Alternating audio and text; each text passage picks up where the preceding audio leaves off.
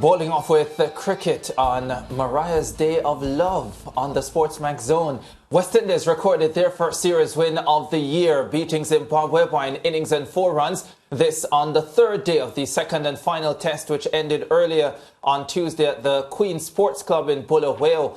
The result earning West Indies a 1-0 series win.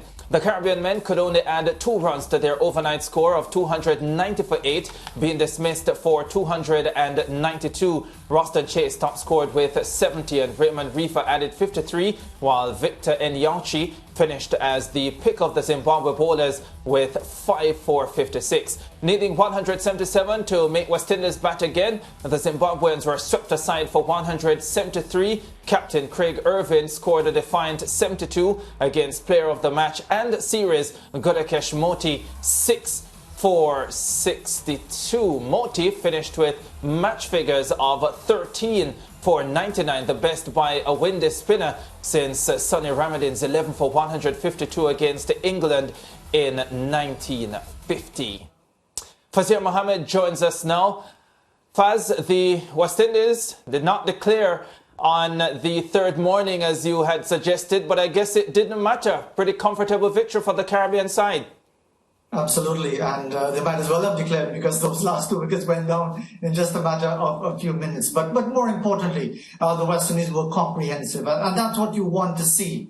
Yes, the West Indies are struggling, but Zimbabwe are in a desperate situation with the state of their cricket, and we've talked about that extensively already. So really, the greatest respect you could pay to those opponents is to play them hard and let them hope to learn from the experience, and the West Indies really showed no mercy. The match was over effectively in 2 days if you factor in all of the interruptions for the rain and sun, outfield and so on. So yeah, congratulations to the West Indies, a comprehensive victory, and they really couldn't have been more emphatic than what we saw today.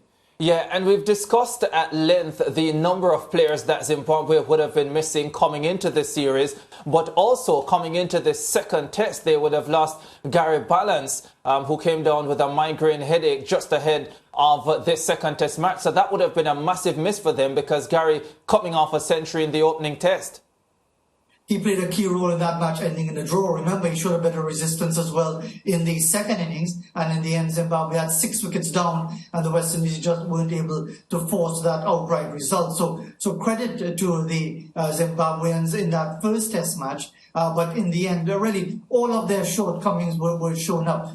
They really lacked the experience.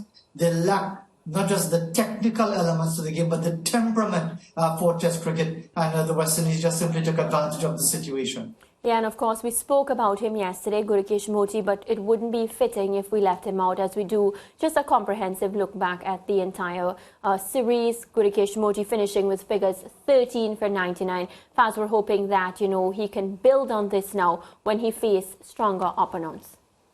And those stronger opponents are not too far away. In just a couple of weeks' time, the West Indies will be in action against South Africa on pitches that are noted to be seamers tracks. And that's going to be an interesting point because we've seen Akeem Jordan added to the squad of 15. Joel Warrican has been left out from the team that was in Zimbabwe. We also see Nkrumah Bonner omitted and an opportunity for Alec Athanaze. But getting back to your point, about the left-arm spinner, Gudakesh Moti. Let's see if he is going to be included in that first test match at the ground in Pretoria, Supersport Park, and then they go on to the Wanderers. Again, both those pitches are noted to be fast bowlers tracks, seamers tracks. Will the West Indies therefore automatically leave out Gudakesh Moti, notwithstanding the fact that he's emerged as the man of the series, the man of the match, 13 wickets in the second test match? We'll get a sense if there's going to be any change in the general trajectory of West Indies cricket and their attitude towards spinners when we get to that series. Yeah, looking forward to see how they handle him where selection is concerned. Raymond Reefer, we spoke about him, Roston Chase as well. And I'm focusing now on the middle order, the lower order. Getting starts. Faz, they're heading across to South Africa now. You think based on the conditions, these players will also be able to step up?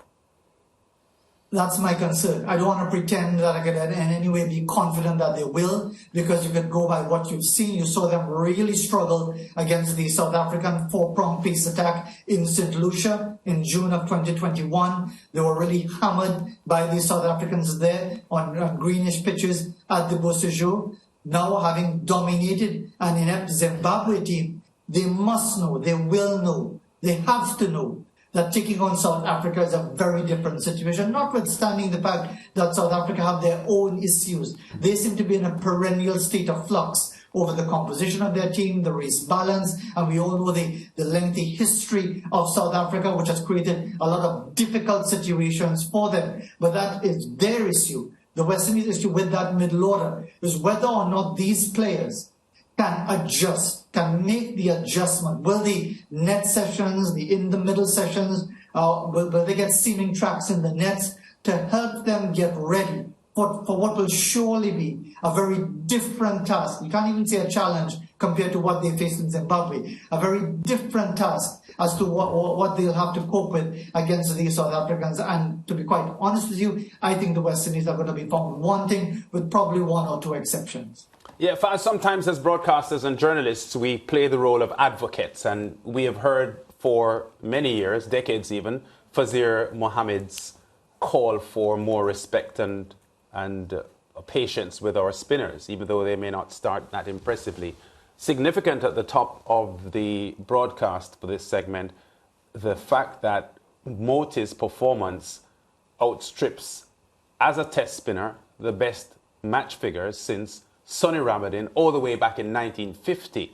And we hear you, Faz, and I think most people who study the game of cricket would concur with your views that spinners need to be, in the West Indies context, given more of an opportunity to develop to high levels. And it's significant for me that more than half a century has passed since a spinner has been able to do what Sonny Ramadan did back in 1950. Indeed, and it's always going to be that sort of situation, Lance. And part of the story, I was only telling one element of it as far as the attitude towards spinners. Generally, a significant part of that has to do with the success of our fast bowlers. Yes. I think there are a couple of points, and forgive me for going back and doing a lot of backpedaling, which we've been doing for the last couple of shows. There were a couple of famous instances. In 1976, at the Queen's Park Oval in Trinidad, Clive Lloyd declared, setting India 400 to win. He had 3 spinners in his team, Rafiq Jumadeen and 2 debutants in Imtiaz Ali and Albert Padmore. India got the target comfortably and set a new world record. And with that experience, and just months earlier being devastated by Jeff Thompson and Dennis Lilly, it was quite clear that Clive Lloyd's attitude was going to be fast bowlers, if not totally, almost totally, and it's proved to be phenomenally successful over that period.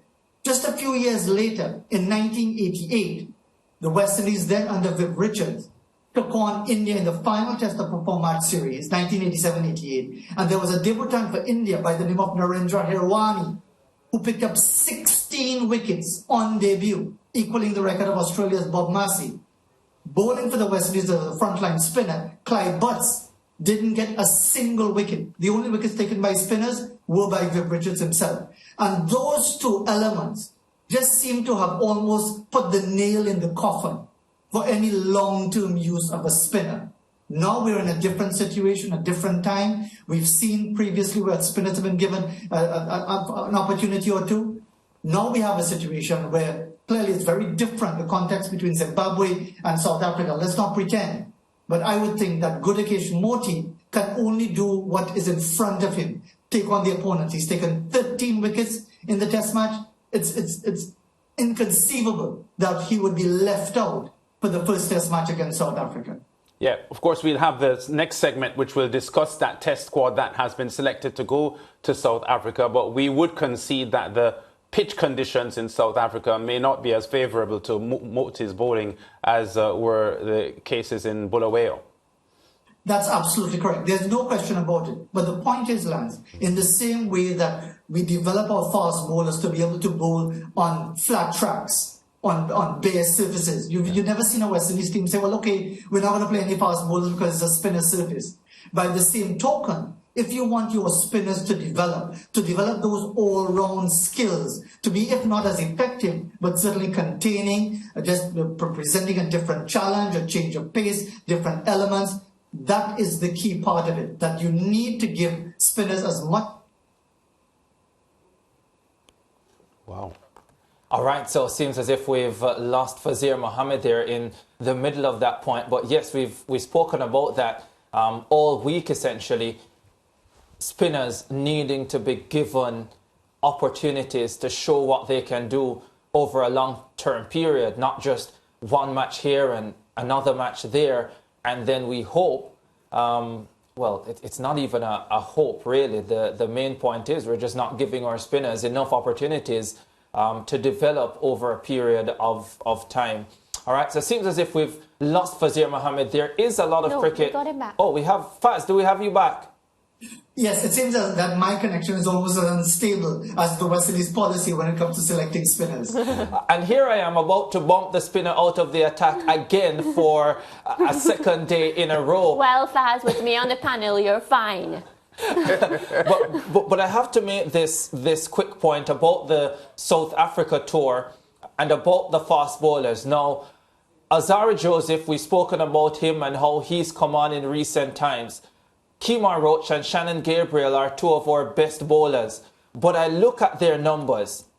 Kemar Roach averages 21.93 in the Caribbean. Outside of the Caribbean, 40.26. Then there is Shannon Gabriel, averages 26.16 in the Caribbean. Outside of the Caribbean, 38.88. And so we go into a South Africa series with two of our best bowlers who haven't quite done as well, I think, as we would want away from home. How concerned should we be going into this South Africa Test series? I think that is concerning, apart from the fact of the batting issues that we discussed just a short while ago before the interruption. The fact of the matter is that the West Indies will be concerned about the durability of the bowlers, the ability of them to...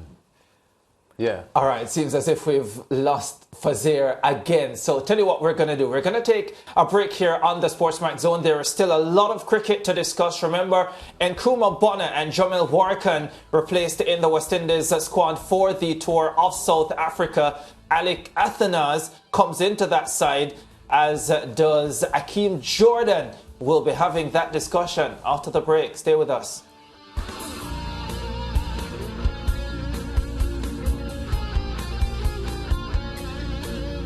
Stay with SportsMax on YouTube and follow us on all social pages for updates, news and entertainment.